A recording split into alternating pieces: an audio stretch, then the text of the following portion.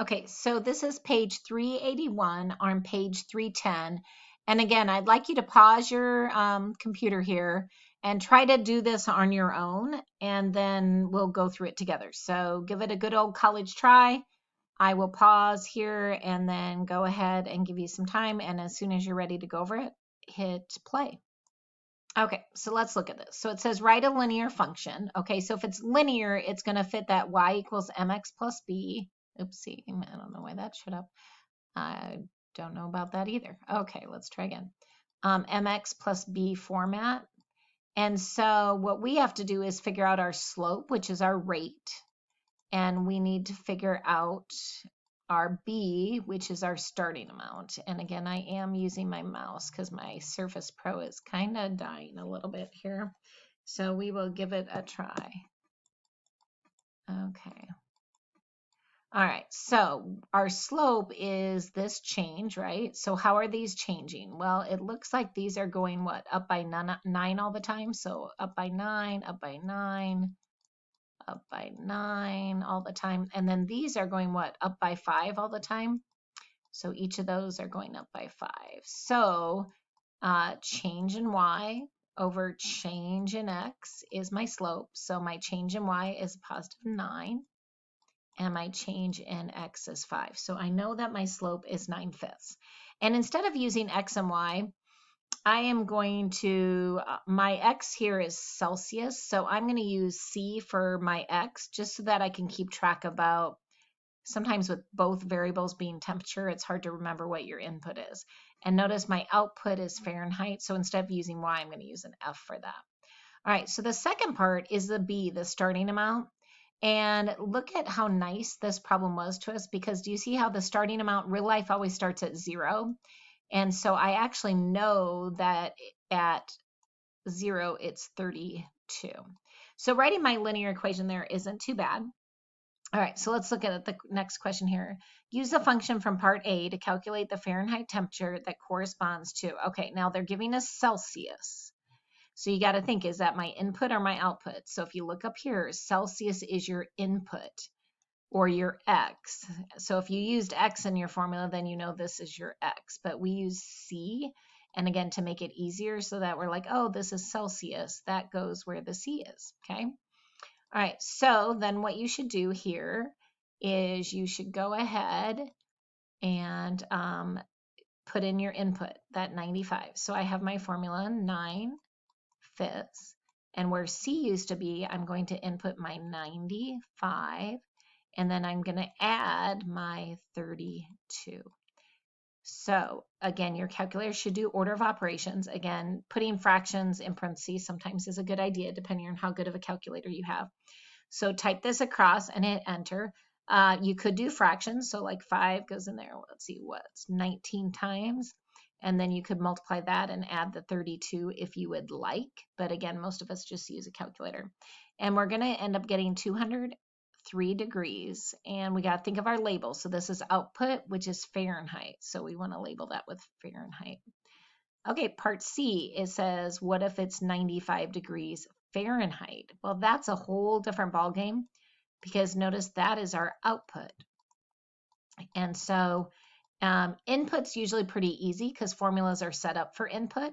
But if it's output, we're going to have to solve for it. So let's go ahead and grab my custom pen. So my output, so this time I'm going to put the 95 where the output is because this is Fahrenheit.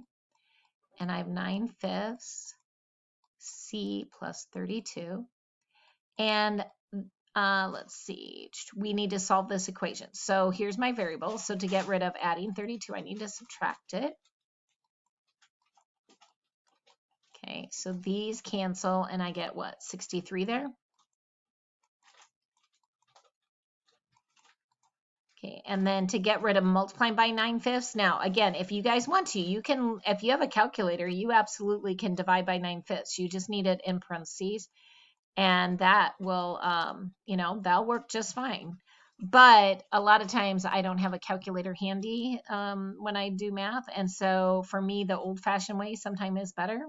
So to get rid of multiplying 9/5, when you divide fractions, what you really do is you multiply by the reciprocal. So I'm going to actually multiply both sides by the reciprocal. But again, if you have a calculator and you want to do that, or even multiply by the reciprocal and use your calculator, you can do that as well. 9 goes in there, what, 7 times? And 7 times 5 is what, 35?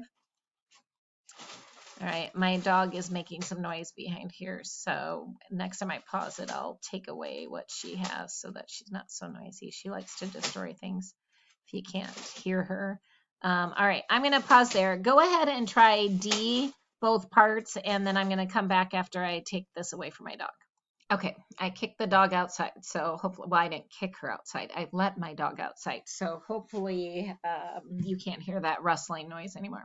All right, so let's look at D. It says if you want to convert several more problems, what operation should you perform on the original Fahrenheit temperature? All right, so basically what it's saying is if you're going to convert Fahrenheit all the time, you're going to have to shove those numbers in here, do algebra to solve for C. And then you have another problem. You're going to have to substitute your number in here for Fahrenheit, solve it and solve it and solve it.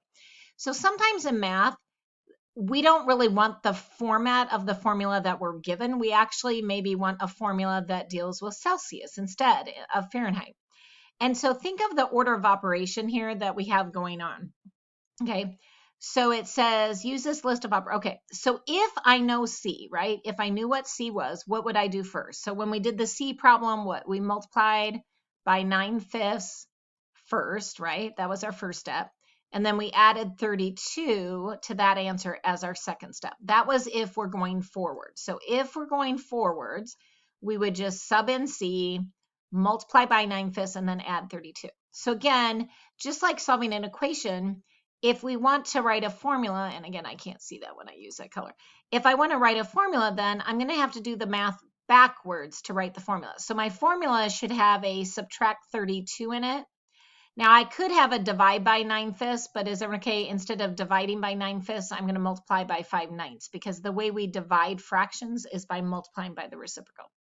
So I know that the other formula, the formula that deals with Fahrenheit, should have that in it. So let's look at the original formula. So we have Fahrenheit equals 9/5 C plus 32.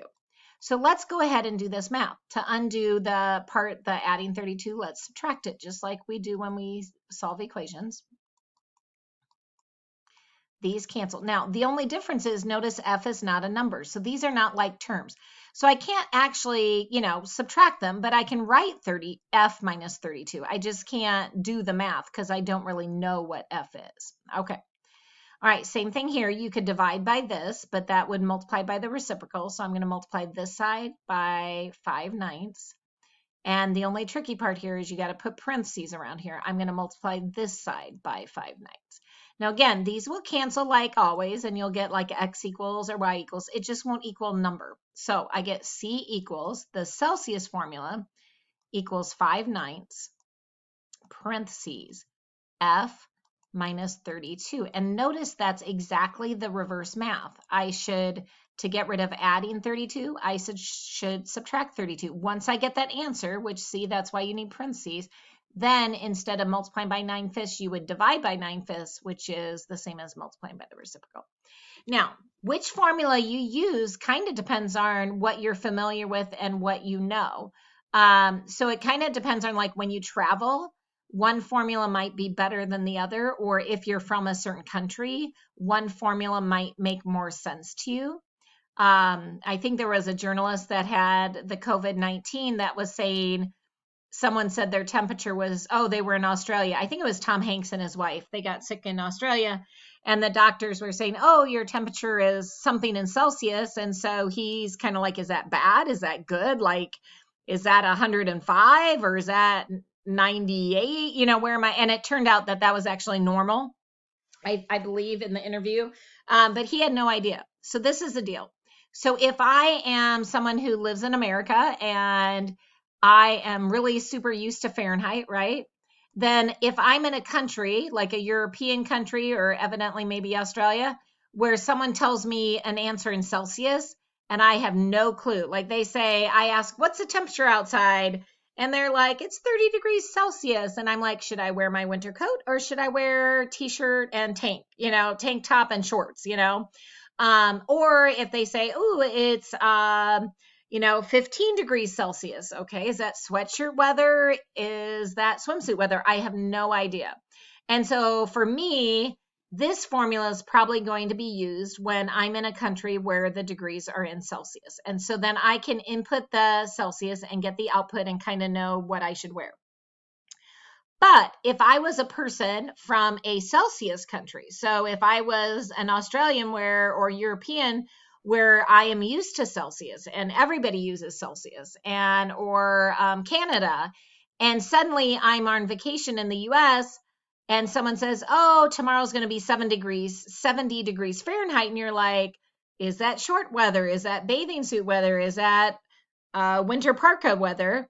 Then you can substitute in that answer or that degree for Fahrenheit, subtract the 32 and take the 5/9, and then you would know what it would be in Celsius. So sometimes one formula is better for a certain conversion and another formula is better for the other. And instead of doing algebra all the time, we just manipulate the formula. An example of that would be kind of a very famous formula is distance equals rate times time. Okay. Well, most of us don't say, I'm going to drive 65 miles an hour for 3 hours and I'm going to see how far I can get. Because, we just don't do that. We want to go somewhere. So usually it's a matter of, Kansas City is 200 miles away. If we average 65 miles per hour getting down there, how much time is it going to take us to drive to Kansas City? And so notice that is just this formula manipulated. Do you guys see that going forward, this formula has only multiplication in it? So to undo multiplication, I know the reverse is going to have division in it. And so say I want to solve for time, which is what most of us want to know on a trip. Like, how much time is it going to take? Well, instead of shoving in numbers and subbing in and solving all the time, I can manipulate the formula. So to get rid of multiplying by r, I'm going to divide by r. So I'm doing the reverse. So notice I get a new formula here. If I take the distance, which might be 200 miles, divided by the rate, which might be 65 miles per hour, then I can divide and get how much time it's going to take me. And if I'm on a 500-mile trip and I'm going to average 60 miles per hour, I can divide and figure out how much time it's going to take me. So again, sometimes the original formula is not what is helpful to us. All right, go ahead and read the next page, including example 1. And then I'm going to touch base with you on the top of page 383. So I'll meet you back there in just a minute. Okay, on the bottom of the previous page, the example, they did perimeter equals 2 width plus 2 length.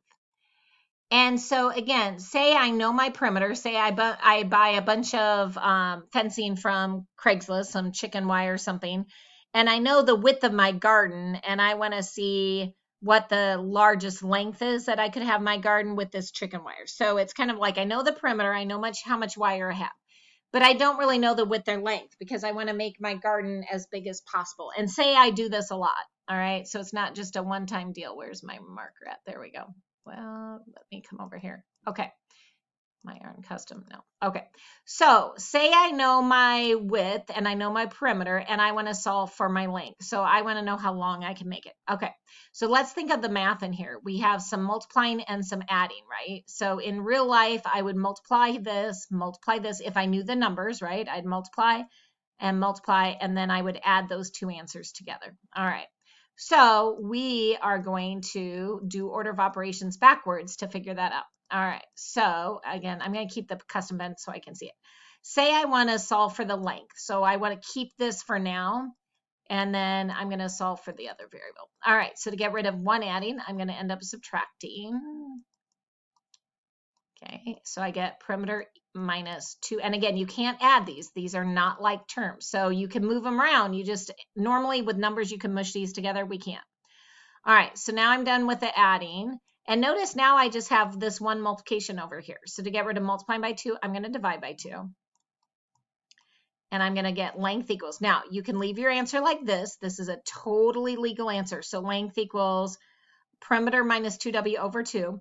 Or you can kind of do that little heart thing we talked about earlier and reduce it that way. So p over 2, you got to divide them both, minus w equals L would also be a correct answer. So either P minus 2W, and I'm going to get a cutoff over here, divided by 2